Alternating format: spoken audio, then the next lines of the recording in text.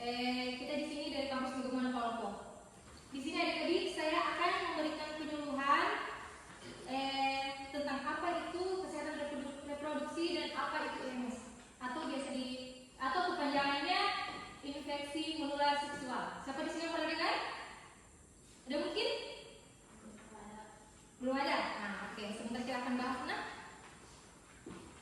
Kesehatan reproduksi atau IMS untuk remaja. Tujuannya di sini yang pertama, adik-adik bisa memahami organ reproduksi dan perubahan tubuh pada saat pubertas. Tahu apa pubertas? Dari masa anak-anak menuju remaja. Nah, yang kedua di sini adik-adik bisa mampu dan memahami apa itu IMS, jenis, cara penularan, gejala dan dampaknya. Yang ketiga di sini mampu menjaga kesehatan reproduksi dan mencegah penularan IMS. Yang keempat, adik-adik berani mencari bantuan ke tenaga kesehatan jika mengalami keluhan. Di sini kita akan mempelajari tentang apa itu kesehatan reproduksi, gimana misalkan pada saat pubertas, perubahan pada laki-laki mungkin biasanya sudah membesar, tumbuh jabut, mimpi basah, tumbuh rambut di area tertentu. Sedangkan pada adik-adik yang perempuan, payudara membesar, pinggang lebar, menstruasi, tumbuh rambut di area tertentu.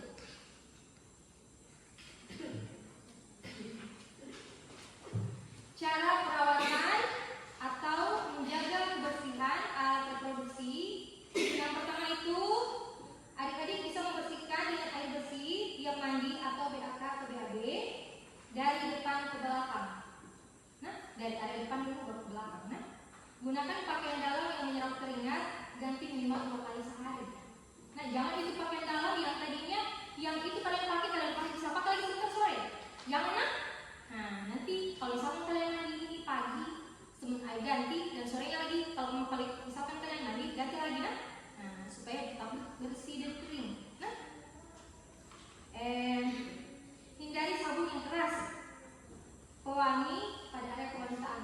Jangan pakai sabun yang terlalu harum dan keras. Nah, saat menstruasi ganti pembalut setiap 4-6 jam. Jangan pembalut yang kalian pakai pagi kalian pakai lagi sampai sore, sementara itu pembalut sudah penuhi. Jangan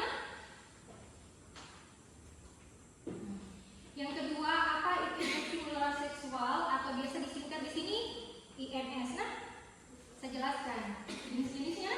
Di sini itu IMS di sini ada berapa jenis? Nah, yang pertama itu gonore atau biasa disebut kencing nana. Belum ada mungkin adik-adik belum pernah ada itu.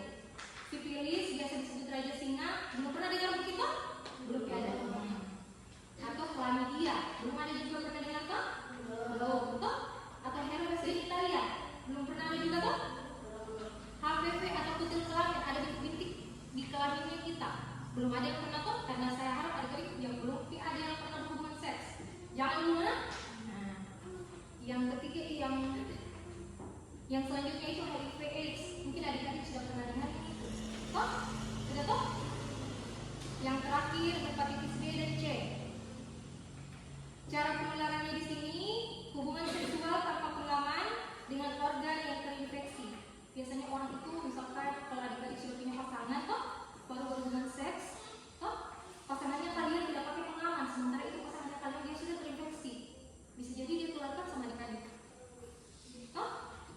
Yang kedua itu pemakaian jarum suntik bergantian dengan yang terkontaminasi. Maksudnya yang ketiga itu transfusi darah yang tidak aman. Misalkan itu orang dia darahnya sudah terinfeksi, baru nanti kita butuh darah untuk transfusi. Bisa jadi dia penularannya lewat situ. Yang terakhir itu dari ibu ke bayi. Misalkan itu ibu hamil, dia lagi hamil mau melahirkan, bisa jadi itu dia tertular ke bayinya. IMS di sini atau infeksi menular seksual tidak menular melalui misalkan kalau ada teman kita yang bersalaman, misalkan dia terinfeksi, kita mau bersalaman itu tidak apa-apa, toh berpelukan terinfeksi melalui situ, atau berenang mungkin di tempat umum sama orang yang terinfeksi itu juga tidak akan tertular di situ.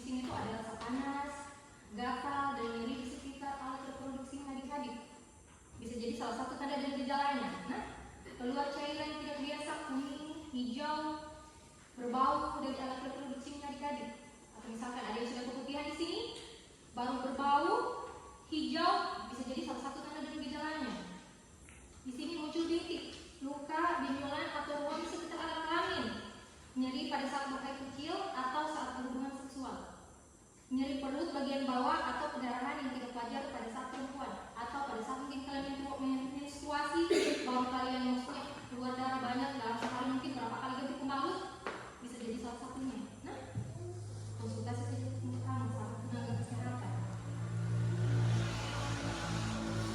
Dampak MS jika tidak diobati di sini bisa jadi salah satunya terjadi kemandulan, toh tidak bisa memiliki keturunan akibat kerusakan organ reproduksi. Nah, yang kedua itu komplikasi kehamilan. Misalkan kalau mungkin pada ibu hamil, radang panggul, kehamilan di luar kandungan, kanker lahir rahim, itu yang akan terjadi di masa depan nanti. Jika misalkan adik-adik terinfeksi, baru tidak cepat kita ulangi, toh nanti ke depannya jika kalian tidak cepat kembali akan terjadi seperti ini. Nah, yang keempat itu, yang ketiga bahaya bagi bayi, menularkan ke bayi, bisa menyebabkan cacat lahir atau kematian pada bayi. Yang keempat, daya tahan tubuh turun, menimbulkan masalah kesehatan jangka panjang yang serius. Di sini cara mencegahnya, cara yang paling efektif, yang pertama adik-adik jangan dulu berhubungan seks kalau belum menikah. Nah, jangan dulu. Gitu. Yang kedua, setia sama satu pasangan. Jika adik-adik sudah menikah atau sudah memiliki keluarga, cukup setia sama pasangannya kalian. Satu saja. Nah, hindari narkoba. Jangan ada yang pakai obat-obatan terlarang seperti narkoba, sabu-sabu dan lain-lainnya. Jangan. Jaga kebersihan diri. Jaga kebersihan diri dan lingkungan setiap hari. Ini kita jaga kebersihan diri, mulai dari pakaian dalam, terutama pakaian dalam kita harus ganti. Jangan itu saja. Tidak berbagi alat pribadi. Contohnya sikat gigi. Kalau misalnya ada yang ngomong, pinjam sikat gigimu mau pakai, jangan. Bisa jadi tertular lewat di situ. Vaksin. Jadi misalkan kalau tenaga kesehatan mengadakan vaksinasi massal, toh bisa adik-adik positif juga vaksin. Kalau misalkan adik-adik sudah berkeluarga atau sudah menikah, toh bisa langsung vaksin juga, toh untuk mendapatkan vaksinasi. Mitos atau fakta tentang IMS. Mitosnya di sini IMS hanya terjadi pada orang yang nakal. Itu belum tentu. Bisa jadi misalkan kalau orang yang sudah berpasangan, kalian mungkin tidak nakal, tapi belum tentu pasangannya kalian tidak berhubungan seks di luar sana. Mungkin bisa jadi dia berganti pasangan, baru tiba-tiba dia datang melalui kalian di rumah. Nah, bisa jadi tertular lewat situ. Nah, jadi makanya itu kita harus IVA nanti. Faktanya di sini siapa saja bisa tertular jika tidak menjaga kebersihan atau melakukan perilaku berisiko tanpa memandang latar belakang. Mitos atau fakta, kalau tidak ada gejala berarti tidak sakit dan tidak menularkan. Belum tentu. Kalau misalkan tidak ada gejala, belum tentu kita tidak tertular. Karena biasa dia itu lama baru kita rasa gejalanya. Pada saat kita sudah mulai terinfeksi, mungkin beberapa tahun ke depan baru kita rasa dan oh ini kita tertular. Nah, tidak langsung pada saat kita terinfeksi kita sudah rasa gejalanya. Tidak seperti itu. Banyak yang tidak menimbulkan gejala awal, tetapi tetap bisa menularkan ke organ. Mitosnya di sini, cuci alat kelamin pakai sabun bisa menghilangkan IMS. Tentu. Jangan sampai itu sabun bukan antiseptis, maksudnya tidak menghilangkan bakteri, cuma dikasih harus saja tubuhnya kita. Nah, sabun hanya membersihkan kotoran, tidak bisa mengurangi IMS. Pengobatan harus dengan obat dari dokter atau bidan.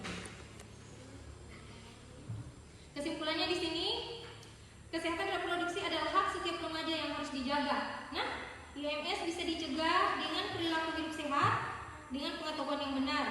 Jangan mencari bantuan tenaga kesehatan jika tidak ada keluhan.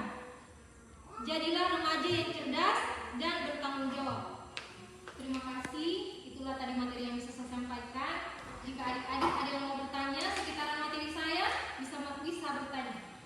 Silakan adik-adik. Saya gejala apa saja yang harus diwaspadai? Oke, siapa lagi? Saya. Bagaimana cara pencegahannya? Di sini pertanyaan dari kita tadi loh, gejala apa saja yang harus diwaspadai?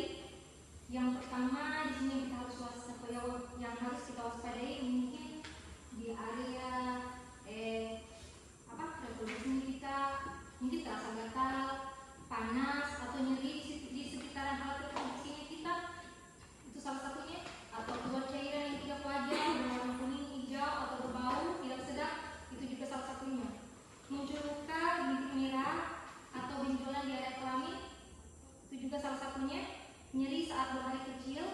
nyeri